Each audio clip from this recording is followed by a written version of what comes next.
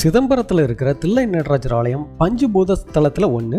இந்த கோவிலை பத்தி சொன்ன உடனே நினைவுக்கு வருவது சிதம்பர ரகசியம். ஆனா இந்த ரகசியத்தை அறிந்தவர் வெகு சிலரே. சித்தர்களோட கூற்று என்னன்னா, சிதம்பர ரகசியத்தை புறக்கண்ணால பார்க்காம ஞான கண்ணால் கண்டுணர்வதே இந்த ரகசியம் உணர்வதனோட உண்மையான அருள்னு சொல்றாங்க. தில்லை நடராஜர் சன்னதிக்கு அருகில் சிதம்பர ரகசிய பீடம் அமைந்துள்ளது. இதனுள்ளே திருவுருவம் ஏதும் இருக்காது. பொன்னாலான வில்வ மாலை சாத்தப்பட்ட சிதம்பர ரகசிய காட்சிகள் பக்தர்களுக்கு பார்வைக்கு காண்பிக்கப்படுகிறது.